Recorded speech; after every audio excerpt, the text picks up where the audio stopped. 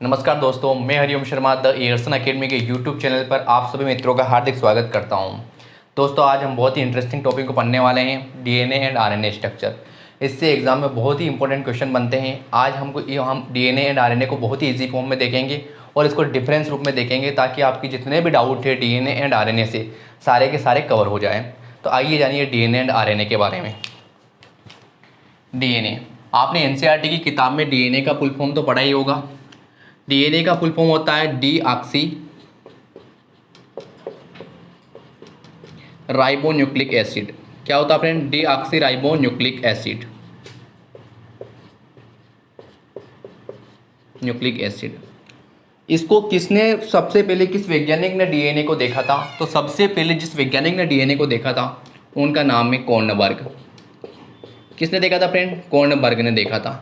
इन्होंने क्या किया कि डीएनए को देखा तो है कोशिका के अंदर, लेकिन उसके ऊपर क्या नहीं की, रिसर्च नहीं की। तो रिसर्च किसने की? डीएनए का प्रथम मॉडल किसने दिया? सबसे पहले डीएनए का मॉडल दिया वॉटसन एंड क्रिक ने। किसने दिया? वॉटसन एंड क्रिक ने। और इन्होंने क्या बताया कि जो डीएनए होता है वो डबल हेलिक्स होता है। कैसा होता है? डबल हेलिक्स स्ट्रक्चर का होता है, मतलब द्विकुंडलित आकृति का होता है। कैसा होता है? द्विकुंडलित आकृति का होता है। आपने बहुत सारे घर में देखा होगा कि जिसका उसका चढ़ाव जो होता है घुमावदार सीढ़ियों की तरह होता है। तो डीएनए होता है कोशिका के अंदर, वो भी घुमावदार चढ़ाव की जैसा होता है। मैं यहाँ दिखा रहा हूँ आपको, ये सा इस प्रकार का डीएनए दिखाई देता है हमको कोशिका के केंद्रक के अंदर। तो इन्होंने, वॉटसन एंड क्रिक ने क्या बताया कि जो डीएनए होता है हमारी कोशिका के अंदर वो डबल हेलिक्स द्विकुंडलित आकृति का होता है। इसी काम के लिए इनको 1962 में, कब डियर फ्रेंड? 1962 में नोबेल पुरस्कार मिला। क्या मिला? नोबेल पुरस्कार मिला। मैं हिंदी में लिख देता हूँ, नोबेल पुरस्कार मिला। देखो फ्रेंड, इसका फुल फॉर्म क्या हो गया? Deoxyribonucleic acid. सर्वप्रथम किसने देखा था? कॉर्नबर्ग ने देखा। और इसका मॉडल जिस वैज्ञानिक ने सर्वप्रथम दिया उनका नाम है वॉटसन एंड क्रिक। इन्होंने क्या बताया कि जो डीएनए होता है वो डबल हेलिक्स टाइप का होता है, द्विकुंडलित आकृति का होता है।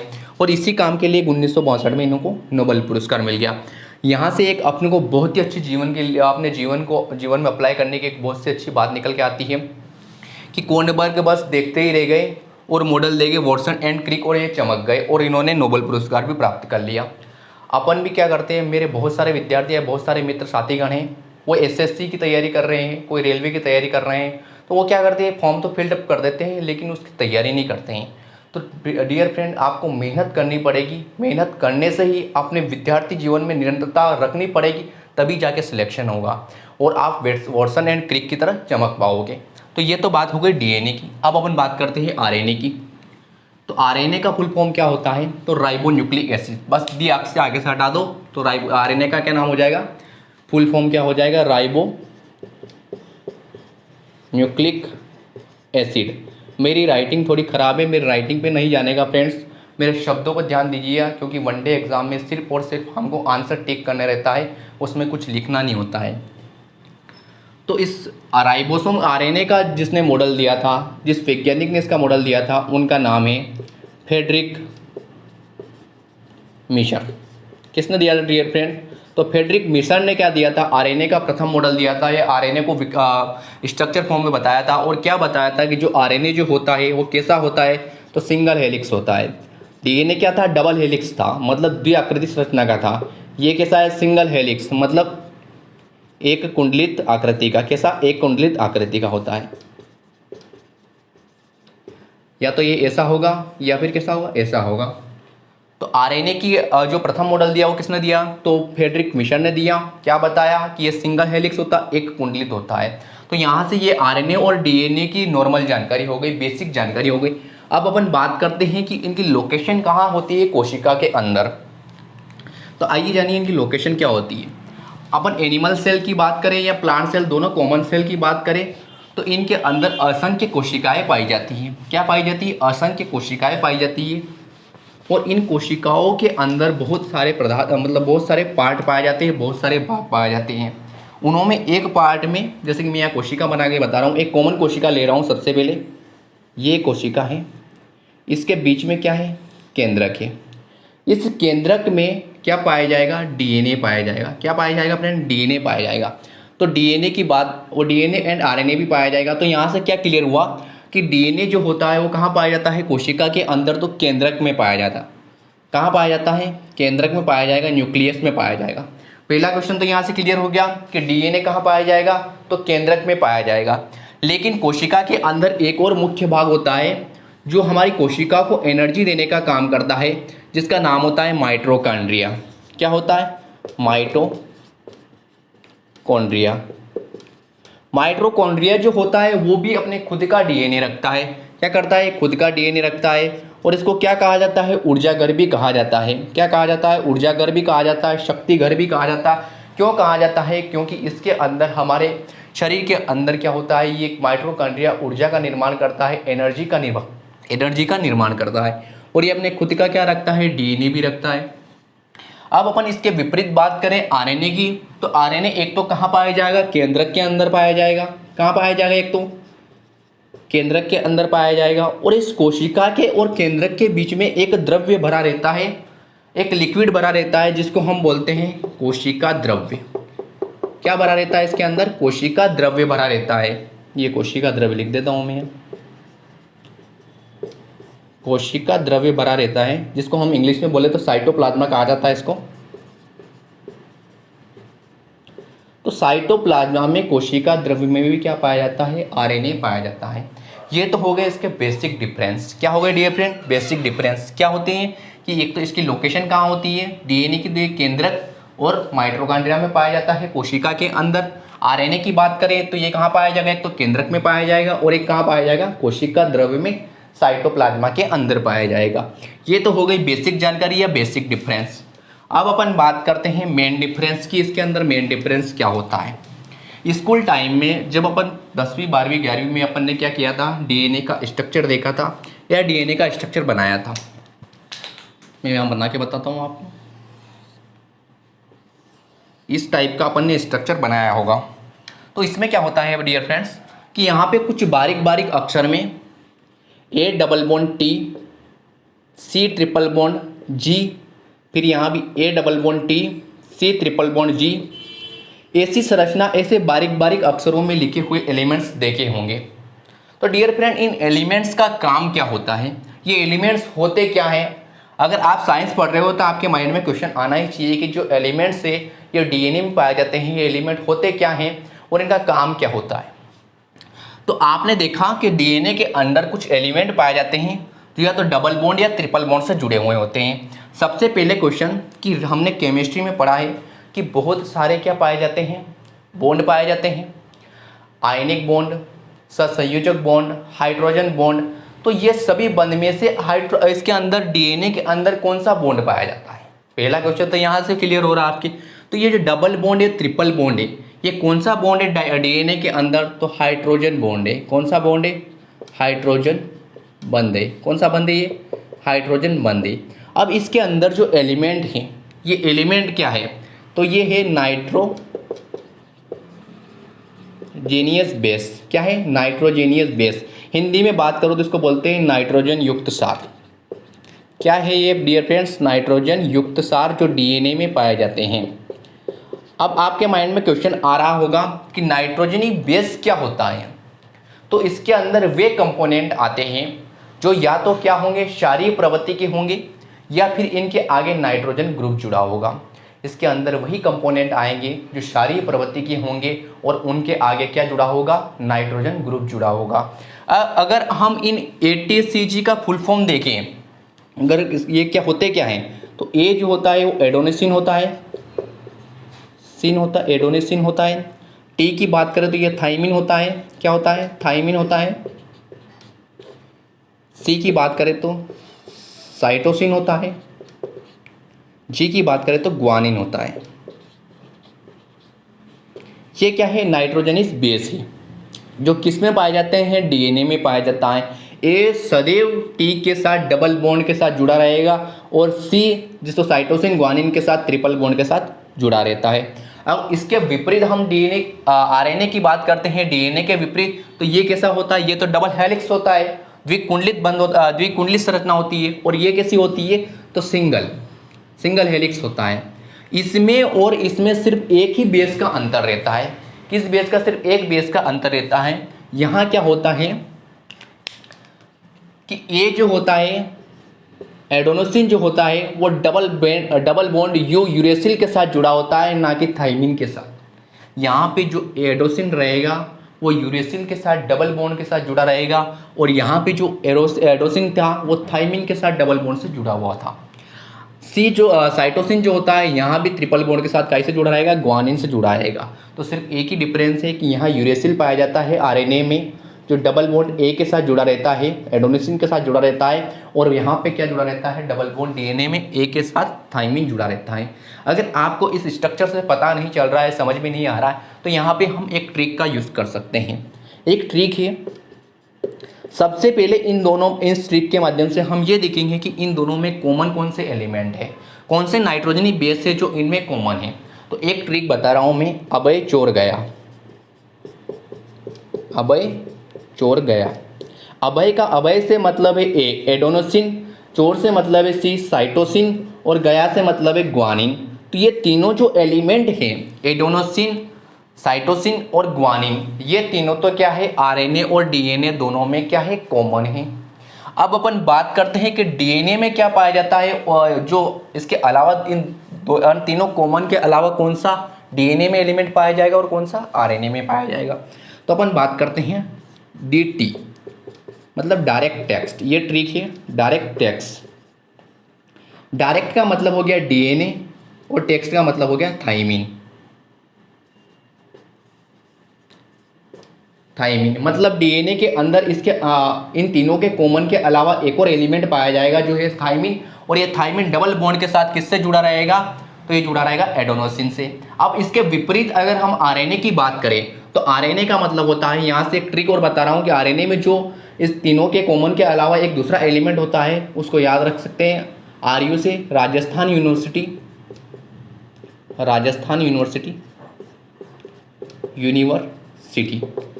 राजस्थान आर से मतलब हो गया आरएनए, यू से मतलब हो गया यूरेसिल। मतलब यहाँ से क्लियर हो गया है कि आरएनए राजस्थान यूनिवर्सिटी के अंदर क्या बनता है? तो यूरेसिल मिलता है। याद रख लेना आप कि आरएनए में यूरेसिल पाया जाएगा और यहाँ पे क्या पाया जाएगा? थाइमिन पाया जाएगा। यहाँ पे ए जो है एडेनोसिन के साथ डबल बॉन्ड हाइड्रोजन बंध के साथ यूरेसिल से जुड़ा रहता है आरएनए में, और यहाँ क्या जुड़ता है? थाइमिन जुड़ता है।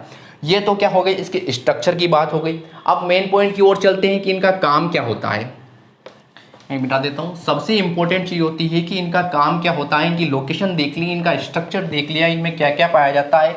अब मेन पॉइंट की ओर अपन चलते हैं कि इनका काम क्या होता है हमारी कोशिका के अंदर, हमारे शरीर के अंदर डीएनए एंड आरएनए का ये वर्क किस फॉर्म में करते हैं। सबसे पहले हम डीएनए के काम देखते हैं। तो मैं यहाँ स्ट्रक्चर बना के दिखाता हूँ आपको। ये क्या है? कोशिका है। कोशिका के अंदर क्या है? केंद्रक है। इस केंद्रक के अंदर क्या है? तो आपका डीएनए और आरएनए है। सबसे पहले हम बात करेंगे डीएनए की। तो इस डीएनए में क्या होता है? आनुवंशिक पदार्थ पाया जाता है, जेनेटिक मटेरियल जिसको इंग्लिश में बोलते हैं। आनुवंशिक पदार्थ पाया जाता है डीएनए के अंदर। और इस आनुवंशिक पदार्थ में क्या पाया जाता है? जेनेटिक मटेरियल के अंदर क्या पाया जाता है? तो वो पाया जाता है क्रोमोसोम। इस डीएनए से क्या अटैच रहते हैं? क्रोमोसोम अटैच रहते हैं। क्या रहते हैं? क्रोमोसोम अटैच रहते हैं। तो आनुवंशिक पदार्थ में क्या पाया जाएगा? क्रोमोसोम पाया जाएगा, जिसको हम क्या कहते हैं? गुणसूत्र कहते हैं। अब ये क्रोमोसोम पाए जाते हैं जो हमारे डीएनए के अंदर होते हैं। तो इनका काम क्या होता है? माइंड में क्वेश्चन आना चाहिए कि क्रोमोसोम का हमारे अंदर, हमारे डीएनए में क्या काम होता है। तो क्रोमोसोम जो होते हैं ये डिसाइड करते हैं कि लड़का होगा या लड़की। मतलब जन्म के समय ये डिसाइड करेंगे कि लड़का होगा या लड़की होगी। जब एक फर्टिलाइजेशन की प्रोसेस होती है तब ये क्रोमोसोम ही होते हैं जो ये डिसाइड करते हैं कि लड़का होगा या लड़की होगी। अब अपन बात करते हैं जिस क्रोमोसोम के अंदर क्या होता है, कुछ बारीक बारीक मॉलिक्यूल्स अटैच रहते हैं इस क्रोमोसोम से, जिसको कहा जाता है जीन। क्या कहा जाता है? जीन। ये क्या होते हैं? जीन होते हैं। और ये जीन कैसे अटैच रहते हैं? क्रोमोसोम से अटैच रहते हैं। और ये जीन जो होते हैं ये डीएनए की सबसे छोटी इकाई होते हैं। क्या होते हैं? जीन जो होते हैं ये डीएनए की सबसे छोटी इकाई होते हैं। अब इनका काम क्या होता है इस जीन का डीएनए के अंदर? तो इनका काम होता है आनुवांशिक लक्षण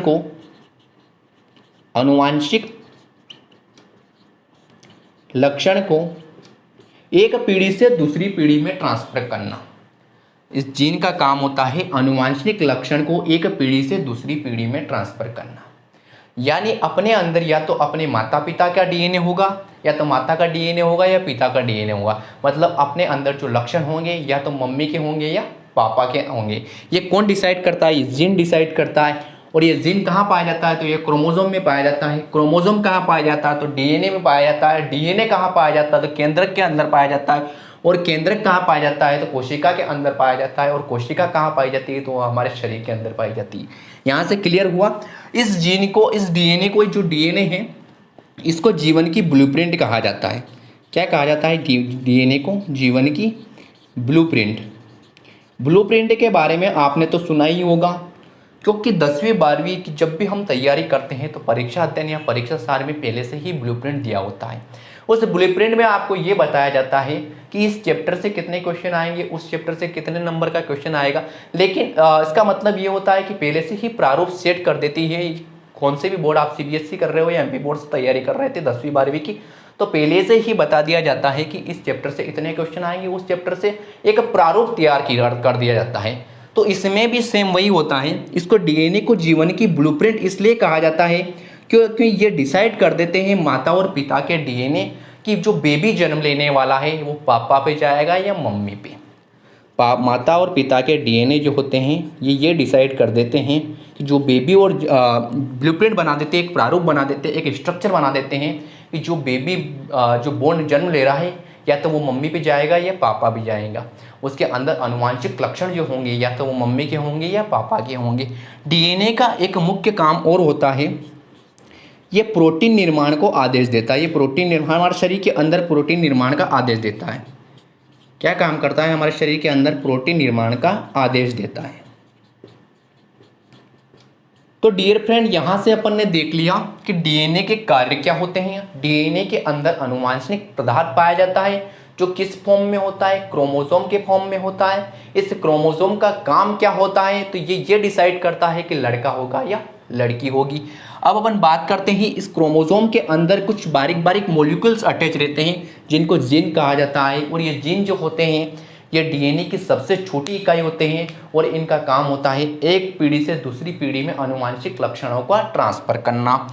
डीएनए को जीवन की ब्लूप्रिंट इसलिए कहा जाता है क्योंकि इसके अंदर जो बेबी बोर्न जन्म लेगा उसके अंदर या तो माता के डीएनए होंगे या पिता का डीएनए होगा। मतलब जो आनुवंशिक लक्षण होंगे या तो मम्मी के होंगे या पापा के। ये मतलब एक प्रारूप तैयार कर देते हैं उस बच्चे के स्ट्रक्चर का। इसीलिए डीएनए को जीवन की ब्लूप्रिंट कहा जाता है। और प्रोटीन का निर्माण का आदेश भी कौन देता है? हमारी कोशिका, हमारे शरीर के अंदर, तो वो देता है डीएनए। अब यहाँ से क्लियर हो गया कि जीन क्रोमोसोम के अंदर पाए जाते हैं, क्रोमोसोम डीएनए के अंदर पाया जाता है, डीएनए केंद्रक के अंदर पाया जाता है और केंद्रक कोशिका के अंदर पाया जाता है और कोशिका हमारे शरीर के अंदर पाई जाती है। अब अपन इसके विपरीत आरएनए की बात करते हैं। तो आरएनए का फुल फॉर्म होता है राइबोन्यूक्लिक एसिड। तो जहाँ कहीं भी आप राइबोस या राइबोसोम ये वर्ड सुनेंगे तो इनका साइंस के अंदर क्या काम होता है या इनका हमारी कोशिका के अंदर क्या काम होता है? तो ये सिर्फ और सिर्फ काय का निर्माण करते हैं? प्रोटीन का निर्माण करते हैं। इनका काम क्या होता है? प्रोटीन का निर्माण करना। क्या काम होता है इनका? प्रोटीन का निर्माण करना। हमारी बॉडी, एक कॉमन व्यक्ति की, मैं ह्यूमंस की बात कर रहा हूँ, एक मानव शरीर के निर्माण के लिए 22 प्रोटीन की आवश्यकता होती है। कितने प्रोटीन की आवश्यकता होती है? 22 प्रोटीन की 22 प्रोटीन की आवश्यकता होती है। उसमें से क्या होता है? 10 प्रोटीन तो हम डाइट से ले लेते हैं।